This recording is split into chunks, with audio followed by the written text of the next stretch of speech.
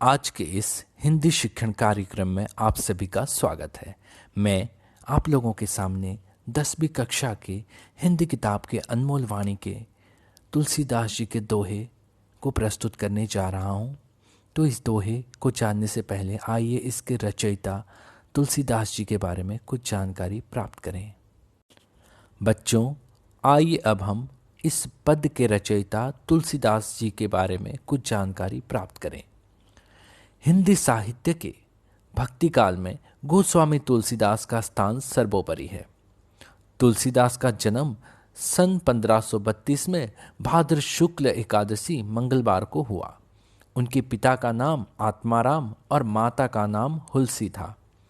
जन्म लेते ही तुलसीदास ने राम नाम का उच्चारण किया, इसीलिए उन्हें राम बोला के नाम से भी पुकारा गया। तुलसीदास के गुरु श्री नरहरिदास थे। तुलसीदास का विवाह दीनबंधु पाठक की कन्या रत्नावली से हुआ। पत्नी की प्रेरणा से तुलसीदास अपना घर छोड़कर वैरागी हो गए। वे काशी में रहे और सांसारिक विषय वासनाओं को त्याग कर राम भक्ति में लीन हो गए। वे अवधी तथा व्रज भाषा में काव्य रचना करते थे और उनकी कुछ रचनाएं इस प्रकार हैं: रामचरितमानस, कवितावली, गीतावली, दोहावली, वर्वे, रामायण, रघुवर शलाका, जानकी मंगल, श्री राम लला नहछु, श्री पार्वती मंगल और विनय पत्रिका। बच्चों, आज के इस हिंदी शिक्षण कार्यक्रम में आप सभी का स्वागत है।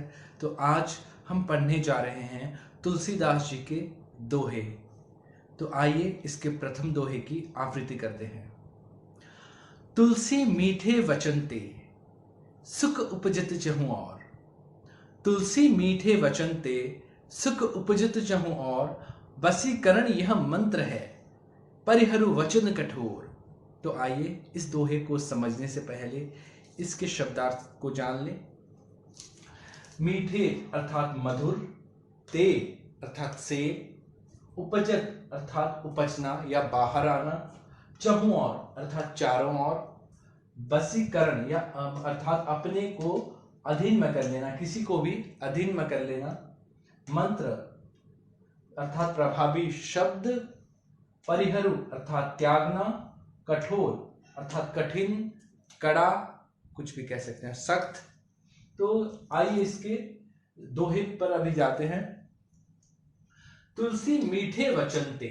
तुलसीदास जी के कहने का आशय यह है कि तुलसी मीठे वचन ते। मीठे वचन, मीठे वचन से क्या होता है देखते हैं। सुख उपजित चहु और। मीठा वचन अगर आप बोलोगे चारों ओर सुख की व्याप्ति होगी। सुख उपजित चहु और, चारों ओर, चहु और अर्थात चारों ओर सुख की व्याप्ति होती है। तुलसी मीठे वचन ते सुख उपजित चहु और। तुलसीदास जी यह कहते हैं कि मीठे वचन से चारों ओर सुख की व्याप्ति होती है। वशीकरण यह मंत्र है परिहरु वचन कठोर। वशीकरण यह मंत्र है, यही वशीकरण का मंत्र है। किसी को भी वो अपना बना सकता है, किसी को भी अपने अधीन रख सकता है। क्या? मीठा वचन, यही है वशीकरण का मंत्र। वशीकरण यह मंत्र है परिहरु वचन कठोर। लेकिन हमको क्या करना चाहिए? हमको कठोर वचन को परिहरु करना चाहिए। परिहरु अर्थात त्यागना। कठोर वचन को त्याग के हमको मीठे वचन को अपनाना चाहिए। तब सारा संसार हमारा हो सकता है, सबको हमारी बातें अच्छी लगेगी, सब हमसे खुश हो जाएंगे। तो तुलसी मीठे वचन ते सुख उपजित चहु और, वशीकरण यह मंत्र है परिहरु वचन कठोर। तो कठोर वचन को त्याग के जब हम मीठे वचन बोलते हैं तो चारों ओर सुख उपजता है और यही वशीकरण का मंत्र है। तो तुलसीदास जी के कहने का आशय यही है। तो बच्चों, आइए अभी हम तुलसीदास जी के दूसरे दोहे की ओर रुख करते हैं, इसकी आवृत्ति करते हैं। गोधन गजधन बाजीधन, गोधन गजधन बाजीधन और रतन धन खान, जब आवे संतोष धन सब धन धूरी समान। तो आइए इस दोहे को समझने से पहले इसके शब्दार्थ से अवगत हो जाते हैं।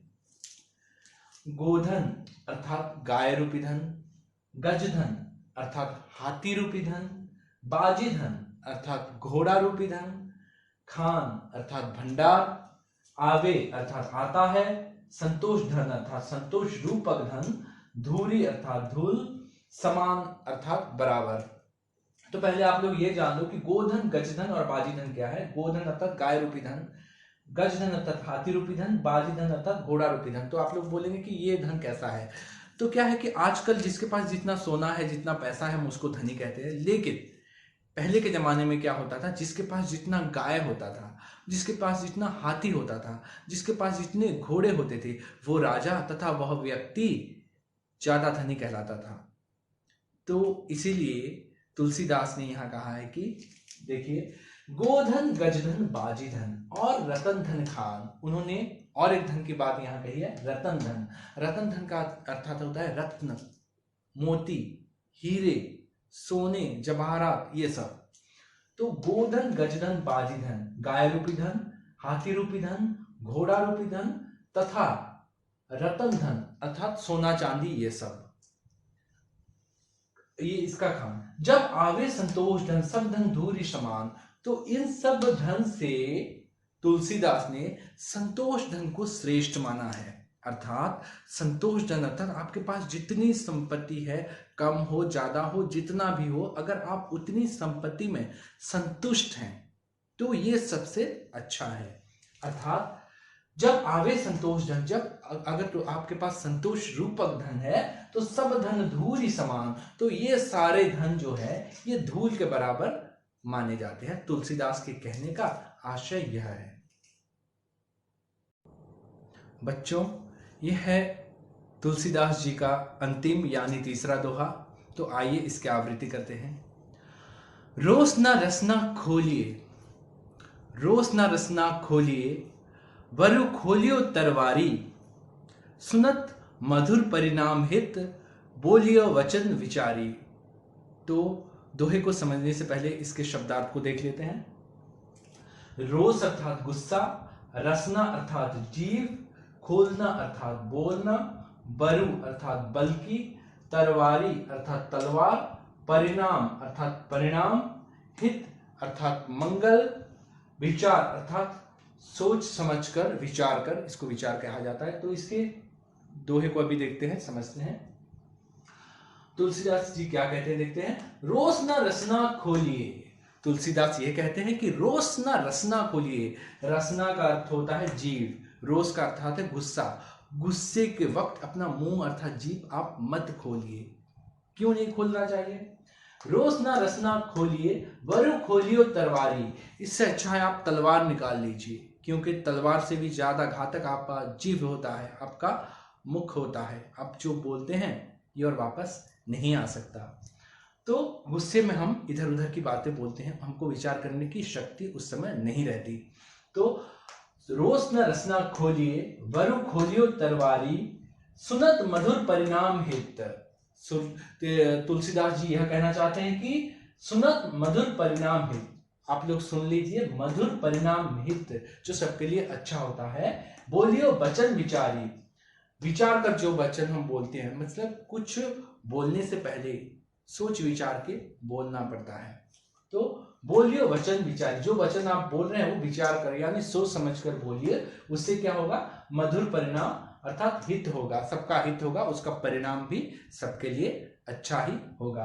तो रोसना रसना खोलिए, बरु खोलियो तरवारी, सुनत मधुर परिणाम हित, बोलियो वचन विचारी। तुलसीदास जी के कहने का आशय यह है कि हमेशा आप जो भी बोलते हैं सोच समझकर बोलना चाहिए, इसके सबका हित होता है।